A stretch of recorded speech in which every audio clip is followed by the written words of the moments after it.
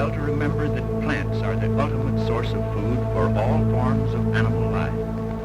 Like animals, plants need proper food and sufficient air and water in order to live and thrive. Here we shall see the life story of a typical plant condensed into a few minutes.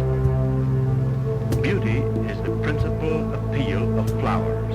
Beauty of color, beauty of form, beauty of fragrance. Also, the flower has a most important and most interesting practical function.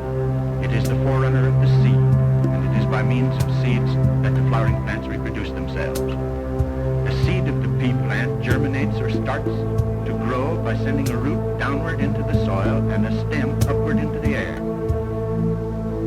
With the time speeded up, we shall see the main or primary root branching and developing root hairs near the tips. The roots have two uses, namely to anchor and support the plant and to absorb water and other food from the soil. The latter is accomplished mainly by the root hairs. The stem pushes up through the soil in an arched or bent over position, thus protecting its first young leaves. The stem supports the leaves which need air and sunlight for their work. Oxygen of the air is used in breathing, and carbon dioxide is used in making starch for food. The stem of the pea plant, not being very rigid, depends upon its tendrils for support. The leaves are the breathing organs and also the food factories. The tendrils twine about the string and thus support the stem of the plant. In the picture, see them respond to the stimulus produced by the string. The growth on the inner side of the curve of the tendril seems to be checked by the contact with the string, and this causes it to twine around the support.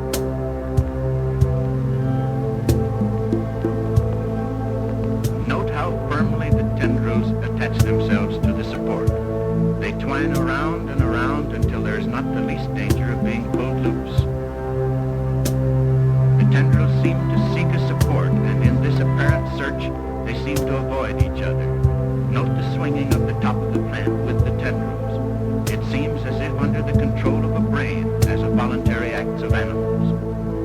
Nothing gives us so good a notion of opening flowers as the motion picture with the time speeded up by time-lapse photography. These remarkable nodding movements are due to the change of the rate of growth on the various sides. If one side grows faster for a time than the opposite, the stems lean away from the side growing most rapidly. It should be remembered that the time is greatly speeded up. In this close-up of the pea blossom, the lateral or side petals are drawn apart, exposing the boat-shaped keel, which is made up of two petals. The keel protects the essential parts of the flower, the stamens and the pistil.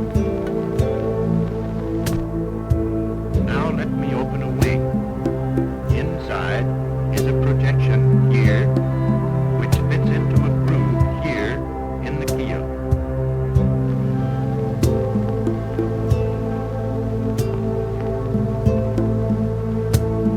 The top or outer tip of the pistil is called the stigma. The stalk of the stigma is called the style, and the lower part of the pistil is the ovary in which the seeds develop. The pistil may be called the female part of the flower. The stamens are the male part of the flower. It is in the pollen sacs or anthers of the stamens that the pollen grains develop.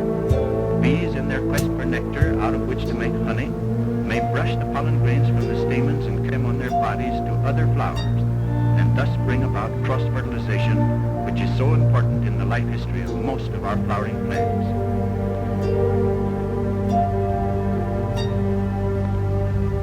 The bee, in seeking nectar from the pea flower, accidentally or incidentally gets the pollen grains on its body, for the pollen grains are ripe and are being shed when the nectar is ready.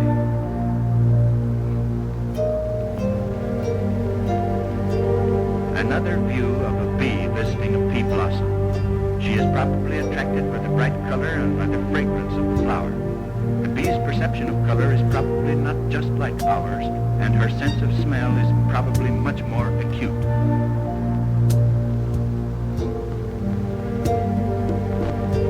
In visiting the next flower, it is very probable that some of the pollen grains carried by the bee will be brushed upon the stigma, and thus fertilization will be brought about.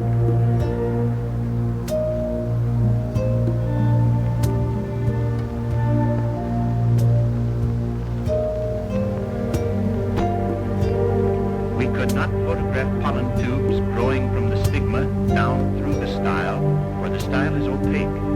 Hence, these germinating pollen grains were photographed in a clear solution, and they were photographed through a microscope. Note how each pollen grain puts out a long tube, which after many hours will reach the ovule. In the pollen tube, note the streaming of the protoplasm, which is the living substance of the plant. This is an unusual picture. After the male cell has moved out of the pollen tube and has united with the egg cell in the ovule, that is, after the egg cell has been fertilized, the ovule will develop into a seed. Here we see how ovules become seeds. The pollen grains, which are carried to another flower and left upon the stigma, will germinate and send tubes down through the style to the ovules, or the beginnings of seeds in the ovary. The pollen tube will penetrate an ovule, and the male cell, which came from the pollen grain, will move out of the tip of the pollen tube and unite with the egg cell, and that union is fertilization. The egg cell, after fertilization, that is, after it has united with the male cell, which came from the pollen grain, will develop into a tiny plant or embryo within the seed. After fertilization has occurred, the flower withers and the pods grow to accommodate the developing seeds within. The pod continues to develop until the seeds are ripe. The remains of the withered flower may be seen at the outer end. The ripe seeds are a resting stage in the life history of a plant.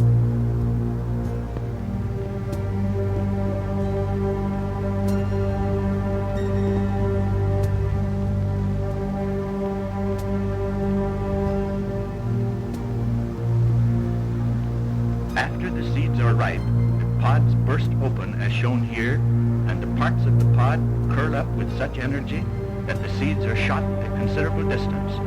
This scattering of the seeds far and wide is a distinct advantage in wild plants, for in this way they establish themselves over greater areas. The germination of this seed on top of a rock shows the lack of suitable conditions. The proper requirements are sufficient moisture, but not too much, sufficient warmth, but not too much, and reasonably pulverized soil.